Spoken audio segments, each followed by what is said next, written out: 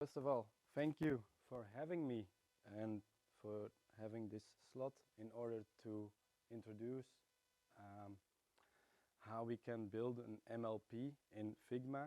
And I want to say that I'm happy to be here for different reasons.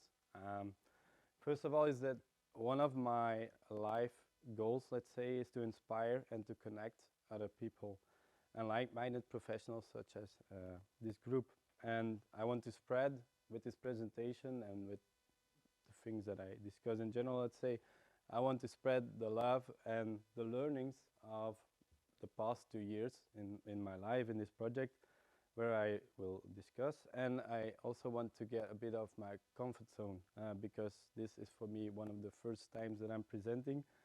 And also I want, for those who are interested in starting their own company or building their own product, I want to help them win some valuable time, energy and money, because I will share some of the mistakes or learnings that I made myself while building my own MLP, which is called ExtraExpertise. So I'm shortly going to say who am I, who I am, and let's say that started all on my 5th birthday when, coming from a poor family, I got a computer as a gift from my aunt and my uncle as a Christmas present. And it was, for those who might remember, it was a Schneider CPC 464, which is one of the first personal computers. Was really a great computer, I think, working with cassettes instead of floppy disks, you know, for those who are as old as I am might remember. But basically it was really a basic computer, but it instantly got me hooked because of the experience that it had. You need to put a cassette into the cassette deck in order to load games, because there was only sort of terminal, which was an early proof concept of what MS-DOS became later, but were already some games. I was instantly hooked and addicted to games, and I was, you know, it was for me, let's say, a way to escape a bit from reality and to, you know, to dive into technology. And now I'm 36 years. I have a great family. And I still am passionate really about everything that's related to digital, to technology, and in particular to UI and UX. And that's what I'm going to share a bit about, let's say, where I am today. So I have different activities where I work on currently, but mostly are related to everything that is about freelancing.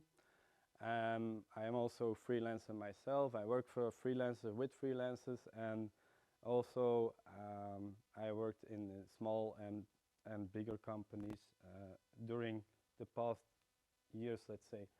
But this is not about me, this presentation. I hope to inspire you, to give you some knowledge, and this is about MLP. And MLP, for those who don't know, does anyone know what an MLP is without me telling it? This is getting interesting. Minimum lovable product? Yeah, indeed.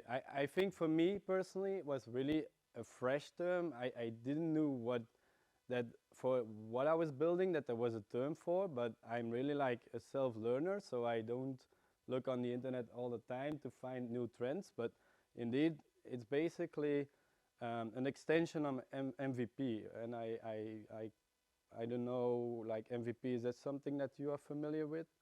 Most of you? Some of you? Okay, so MLP, as mentioned here, when I looked on the Google, it's not about My Little Pony. So it's apparently it's also an abbreviation of some other terms, but My Little Pony is not what we're going to discuss today. And we are also not going to discuss why men are obsessed with My Little Pony. That is not the topic today. And let's say, where is this conversation about? It's not about My Little Pony and Figma, but as mentioned before, it's about building a lovable product And I think, and I realized this, that it's really important when building a product is really intense.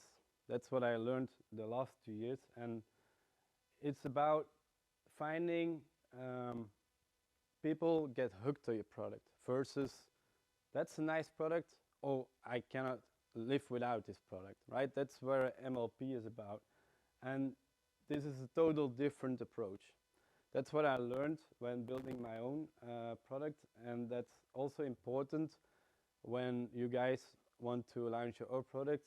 Think about it, that it requires a lot of different assets than an MVP or a proof of concept. But the MLP is really oriented on a long-term approach.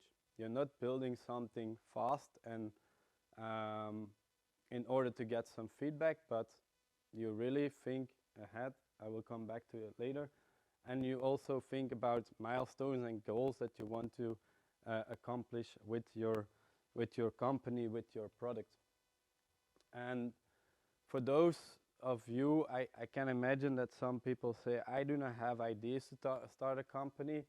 And to be honest, I do not encourage everyone to start a company because it's not that easy as it sounds. But starting from the idea, I think that's important to know that that you do not have to be a genius to be a founder of a great startup. You do not have to be brilliant to have brilliant and innovative ideas. I will give you some takeaways how you can come to good ideas, right? And I think the last one for me was not for me the intention how I came to the idea, but can really work great is, you know, get in public, go to a bar and get drunk. It stimulates the right part of the brain. You talk with people, you hear the frustration and problems, so that might work really good, depending of what you want to build, of course, and what idea you're looking for. But I think the first one is for me works great. I write down a lot of stuff, and write down your own frustrations, and you score them. For example, how many times you encounter this problem can be a great start. And really listen, go to events like this and listen to other people's problems. Listen to professionals if you want to work for B2B context, for example, and analyze the market. I think these are really important, and then from there you can have your ideas and you can take the time to grow your ideas, let's say.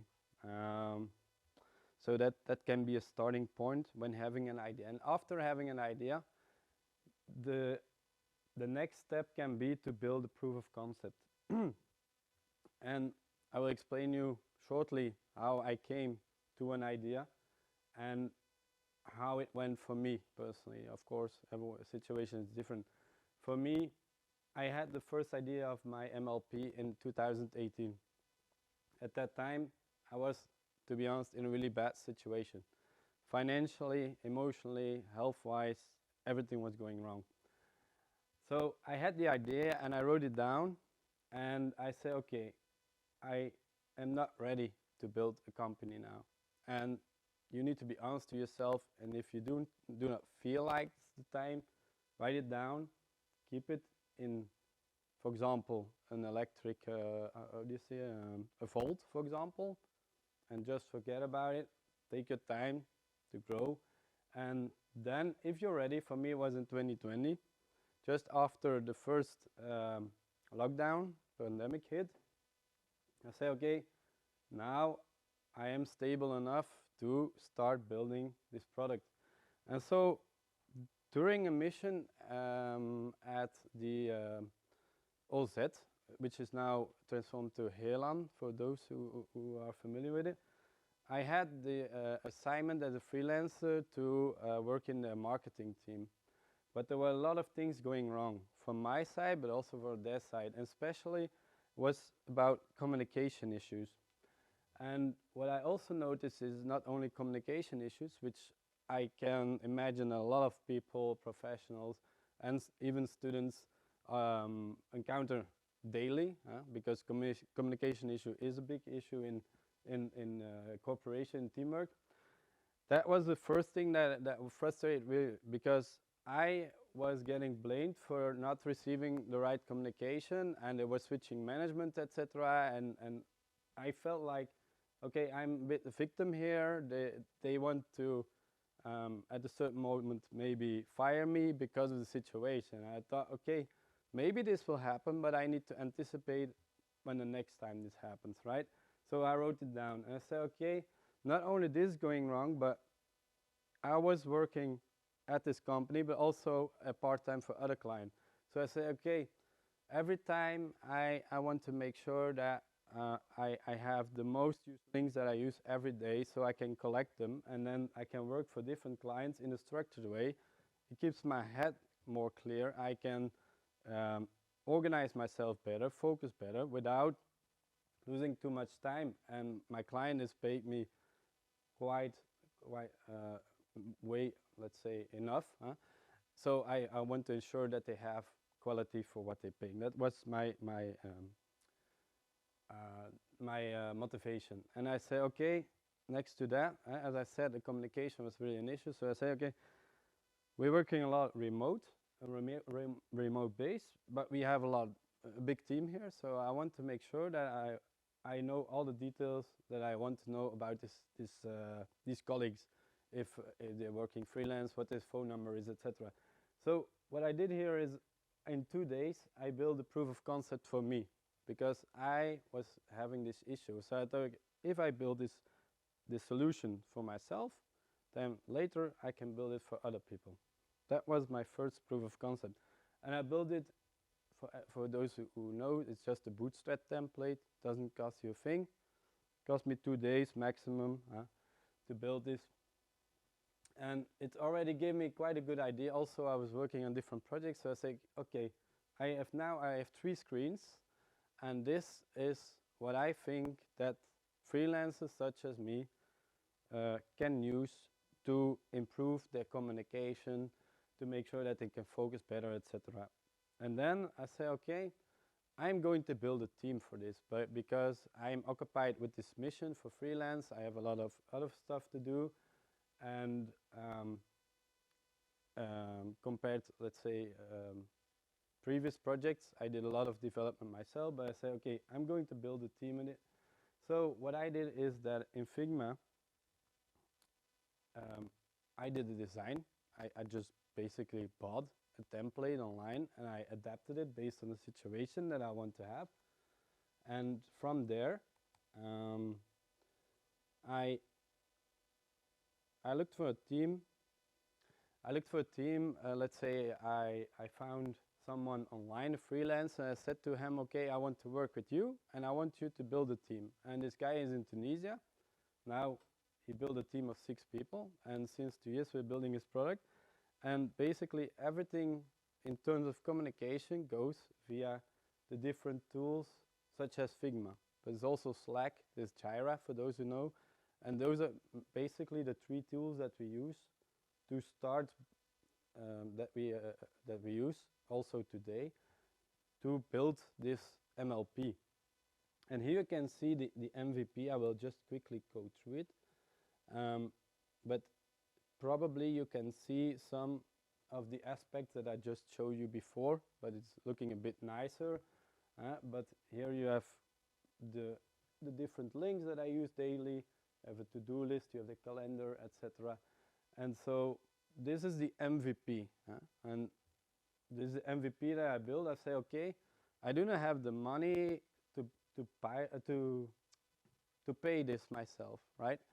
I do not want investors because it costs me a lot of stress. I do not want this. What I did is I decreased my freelance activity and used all the money that I received by that and reinvested it into the MVP. So it went quite well because that enabled me to start giving demos to companies. Even if I give you an advice, you do not need to start development even. You can really use Figma and build the wireframes and the prototypes, but also you can use workflows for this. And there you can make it clickable and interactive. And to give you an idea, the last 2 years I did about 100+ demos to companies and to users. And a lot of times they were working on development service, etc. were issues, and I say, okay, I'm just going to use this. And to be honest, you can really build an MVP, give demos with it based on the Figma. Of course, if you want to start a beta program, where I come in a few minutes, then it is important that you give them a login and that they can start playing around. So I was building this MVP. I think it took me one day to build some of the wireframes. And then I say, okay, I want some extra functionalities, so I built some extras. And so basically the idea started growing, right? But the problem when ideas start growing is also you need more budget and time. So I build this and I say, okay, I want some more, and I'm not going too much into detail here, but you get the idea, I hope. And so coming back to, let's say, the 3 types that you can build, I just explain you two types now quickly. So you have the proof of concept. I think there's a lot of advantages on proof of concept. You can build it in a few days.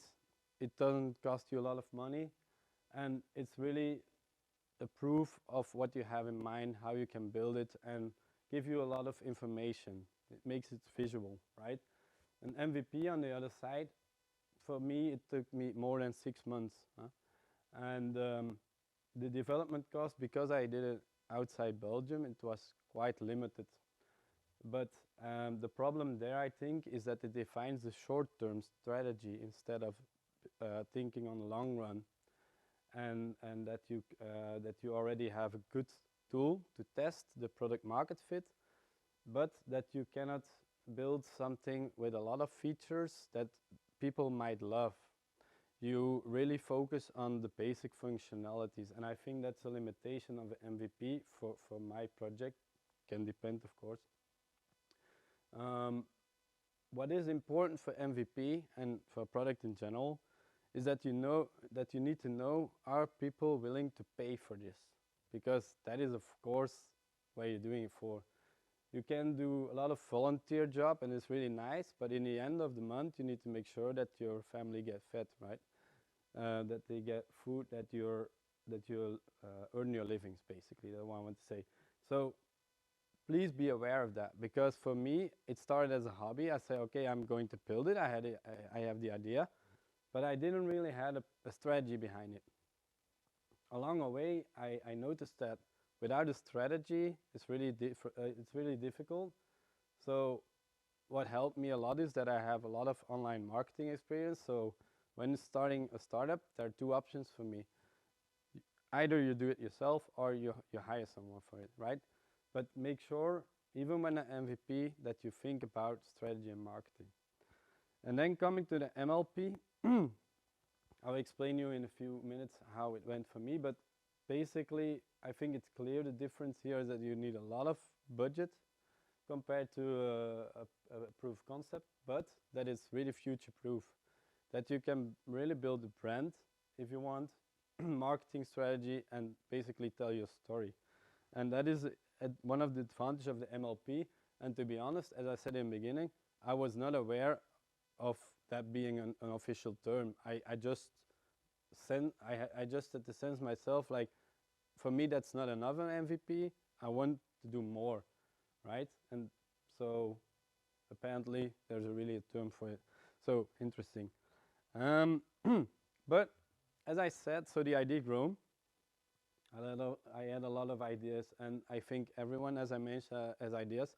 It's really important to give them a score and to make sure that you choose your battles and that you kill your darlings, not just implement everything you think about, because then you get this kind of scenarios where you keep building wireframes, etc., and that your developers get frustrated because it was not in the initial scope, right? And that is something that you really need to protect the scope. But to give you an idea on the MLP, I don't know how much time I still have left, Bavo. Ah, okay, cool. Okay, so basically the MLP is all about UX, UI, having a current color usage, etc. It's more based on building a real product. I think that's my feeling, and then the result. It changed again now, but basically the result at that time a few months ago was having really consistent color usage, and just really think about have everything in place on the right place, etc. Have all the menus worked out, really more into detail, right? The right color usage. Let me see what I can show you more. Here, for example, you have, for example, different colors on the call to action, different statuses, etc. So it's not black and white, it's not single color, it's not, let's say, a color book, but it's really based on the brand identity. The corporate identity that I decided how it would be for my website, for my product, for my marketing in general. It's all consistent, and that's one thing that an MLP allows you to do, and which is also your identity, right? It's how you want to be perceived by the world, and for me, that is important. So, as I said, first I started just buying a template, and then I adapted the template. I made some wireframes, and as you see, I kept creating wireframes. So it's getting quite large, this project. That's my point, and that's something that you really need to be careful for. That being said, Figma is a great tool. I think that Figma for me is really helpful. I'm not a specialist in Figma. This is not about how I technically tackled it, because probably there are better ways to do it, but I did it my way, let's say. And I think that Figma has a lot of advantages, that you can collaborate with your team even when they're abroad. And that for me was one of the great advantages here. To give you an idea, what also is interesting, it's 100% that you can use it online. And you can even, I did it during meetings, you can do live changes just during a meeting, a video, you share your screen, and you ask during a demo, you say, okay, how do you want this to interact? And you can just change it while having a call. That's, I think is also a great function, and it's great. Like, as I said, you can do it like during demos. You can easily take notes, and you can work with templates and component libraries and variations. I leave this up to the experts to explain you how this works. But I think next to Figma, if you want to build a product, there are other tools that you can use. Next to the UI and the UX, there are different aspects, right? So Jira is for project management. You can also use Monday, etc. It's just one tool. Slack is for everything related to communication. I use it daily for my team in Tunisia, but I also work with people other abroad, so it's really helpful. Hotjar or Lucky Orange is it familiar to some people here? Yeah, basically to do heat mapping and to measure the interaction with your website or your product, and you can also do visitor recording, and that is really interesting, because then you can get the real feedback, and you do not need to annoy the user by asking it, for example, but you ask them to allow the cookie, and when that's done, you can do the user recording, and that's really powerful. I think also LinkedIn, I know it here because LinkedIn is really interesting when launching an idea and just really rapidly want to have feedback from the audience. Then you can quickly launch a survey or just use it as a landing page. That's really powerful as well. Video conferencing tools, known to everyone, I think, is really interesting as well. And what you what is also interesting having is a website or landing page. And in terms of CRM, mail automation, marketing automation, you can use tools such as MailChimp and Sendinblue. So that's a bit about the tools that I use, but I think, and I'm coming back, I'm zooming out for where it all started now for me. As I said, I think that building a company is a really interesting challenge and is a roller coaster, as you might have heard from some people. And that's also what I'm facing. And I think that you need to be ready for it, mentally, financially, practically, etc. And that you need to listen. Okay. And that you need to listen what your body is saying, what your environment is saying, like, is this the right moment? And if you're ready for that, then I will explain you what is important, what is less important in terms of what I learned from it. I think that the success factor, measuring the result, is really important and highly underestimated, undervalued, how easily you can do it. And that's, you can do it in different ways, but I will explain you a few ways that I heard from people and I practice myself. The easiest way to test something is just to put a button on a page and see how much people clicked on it. That's really easy. Take you 5 minutes to install it with WordPress, for example, and then you can see, okay, if there's, for example, 50 people clicking on it, okay, then it might be interesting to think further. And that saves you from building a proof of concept, for example. It can be a start. I had, for example, an acquaintance of mine who is launching a course for starting entrepreneurs, and he just launched, he just put a button on a page to see how much time this was clicked. Another item that I note here is to just launch a quick survey. You do not need to think about a week how to put on this survey, because you know building surveys is a job on its own. You can take a lot of time, but just be short and just ask your question on social media. It's really working really great and can save you a lot of time and money. Or you can write a LinkedIn post. And then more technical for online marketeers here, for example, do event tracking in Google Analytics, works great as well. An easy solution is also to buy a license for Userback, for example, which is a feedback widget that you install via Google Tag Manager. You just inject the JavaScript code and then you basically put it on top in your website. People can click, give you feedback, put screenshots and video, etc. It's also interesting. Hotjar, as I mentioned before.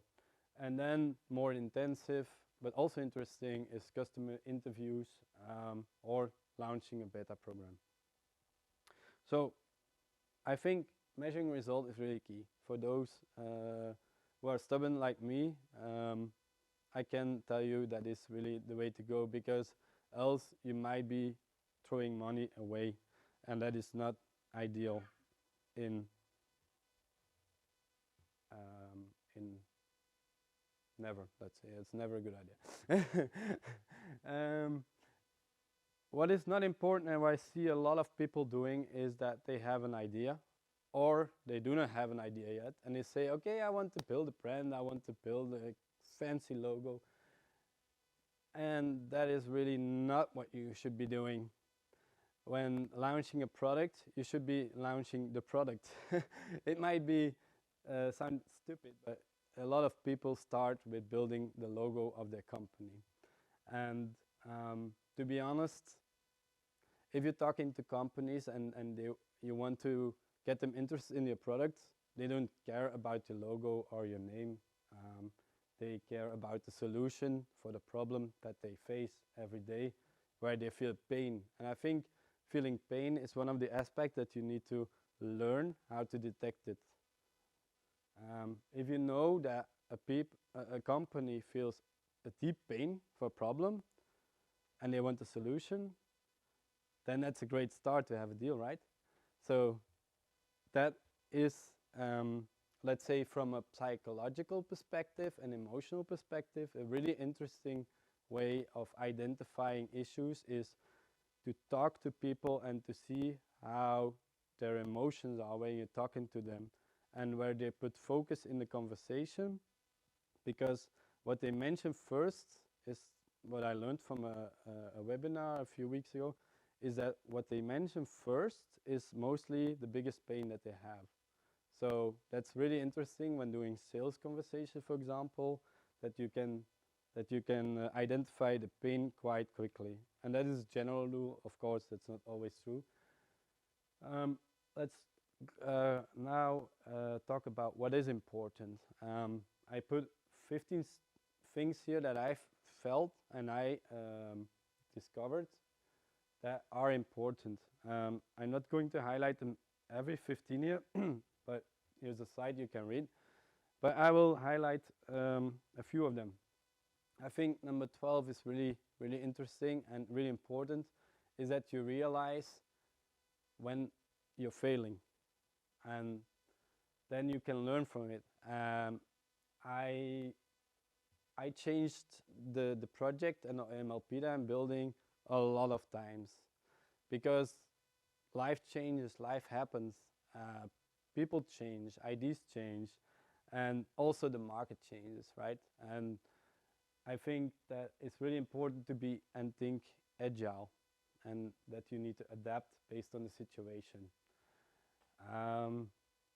Also, an important one is the 13, is that you need to talk to people and be proud of what you're telling, and give demos because of different reasons. First of all, you learn how to give demos, and that's a really important skill. First of all, second, you get the feedback, real feedback, and that's really valuable. You can even record the session if you like, and then you can rewind it later, just to note everything down. But demos is really a really interesting way to get their feedback. Last thing that is really underestimated, I think, is that it's not easy to build a product. When I started this, I thought, okay, I will do it between, as we say in Flemish, tussen de soep en de pataten. So I thought, okay, I'm going to keep my freelance activity. I'm co-owner of a freelance platform. I have my family, I have my hobbies. Okay, I can build a product, that's okay. But actually, if you want to build a product or a company, you need to focus really on your end goal, and not multitask. Multitasking in general, I think, is never a good idea, but it requires a lot of tasks, a lot of steps. So that's a bit what I think and what I learned that is important. I will just quickly give you some results of what I'm building and how we evolved, let's say. Since the launch of the MVP, a lot of things changed, but as I said, we spoke to a lot of companies and had some result meanwhile, and I'm quite proud to say this, is that we before the end of the year, we have our first B&B contract signed. So it means that we do not have a product yet, but we already have a first customer. So that, let's say, is the ideal way to start a company. So we managed that. It's quite cool. We have more than 80 beta testers right now subscribe to the beta program. We are onboarding our first partners where we want to work with, where we want to basically offer their software to our users. As I said, I spoke to 100+ users and companies who are enthusiastic about the product. That's also nice.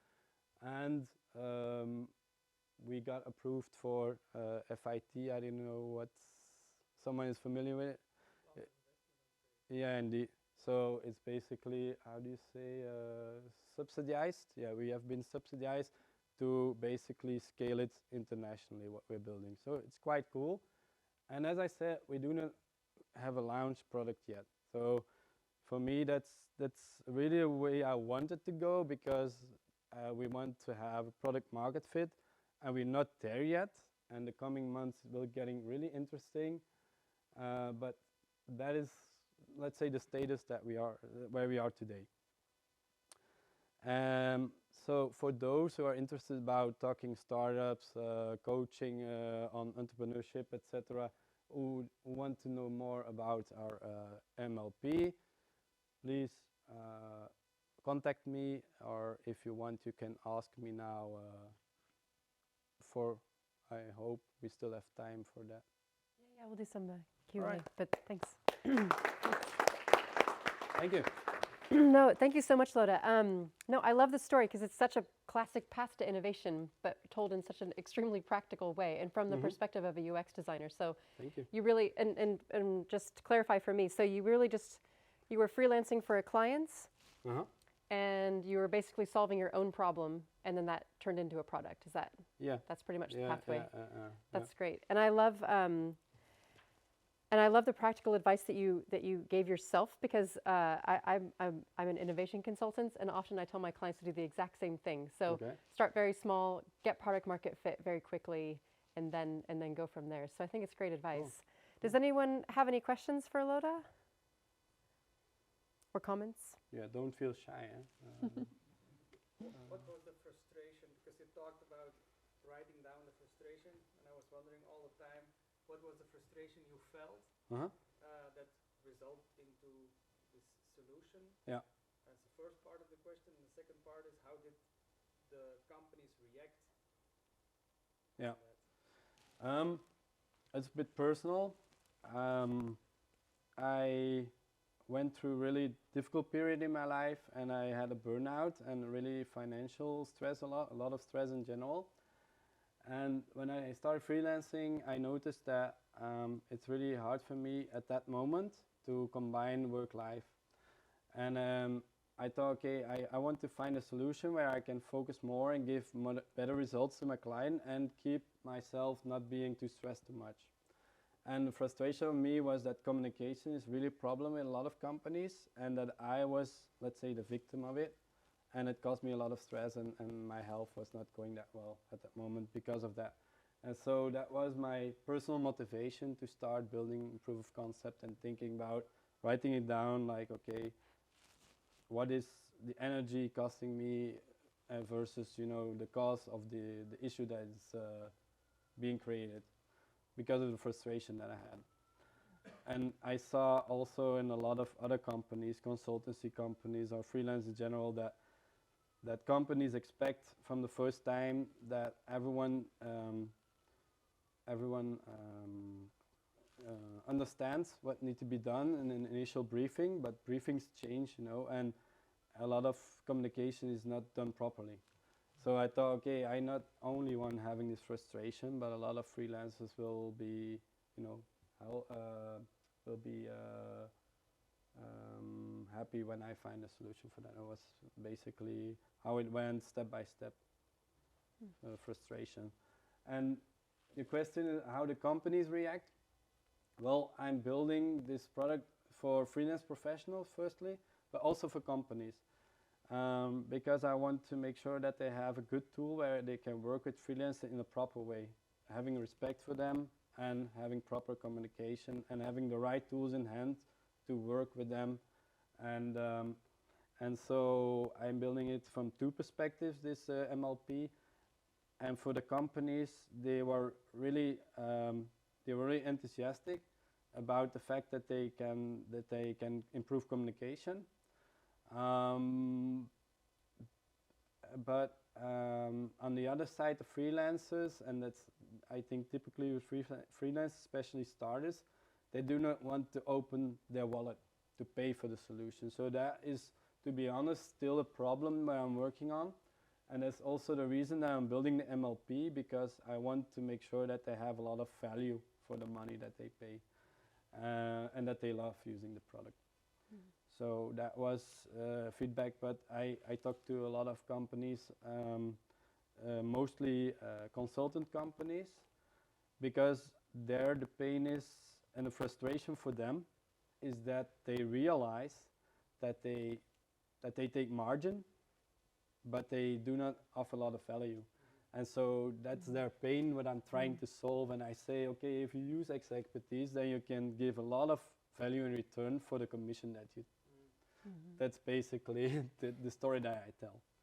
That's great. Thank you. Other questions? Yeah. You said you did 100 demos this year. Yeah. Do you do a lot of cold calling or cold mailing, or do companies also actively approach you to get a demo? That's a good question. I'm not that a big a fan of cold calling. I didn't do it so far. It's coming from my network. But the advantage that I have is that I'm co-owner of a freelance platform in Belgium called Opdrachten.be, where we have a big network. We have 12,000 freelancers now in our database, so that helps. Yes. I love it that you're validating like the problem solution fit before even starting to code. But the MLP version of the Figma was really detailed already with action menus and everything. How do you avoid that you get stuck too long in the Figma before you start actually coding the thing? Like, at what point do you decide now we're gonna build it? Yeah, that is a good question. It is also difficult. How I did is that I am, from a freelance perspective, I am expert in online marketing, website development, and everything related to project management. So in this project, I am the product owner and also project manager. I have different roles, but from that perspective, what I do is that I create the backlog, and based on that, I create the sprint. But what is important is that you have a roadmap where you can base the backlog and the sprint on, and that you respect the roadmap, and that you score your ideas and say, okay, this is a good feature to work on to start developing it, and this can be done later. So that's the way I approached it. I think it's about time to take our break, Okay. but do feel free to talk to Lode during the break and ask more questions. Thank you. It's a great presentation. Thank you so much. We'll meet back here at 8 o'clock. I believe that's about 15 minutes from now. 10. So grab a drink and some food, and we'll see you back here soon.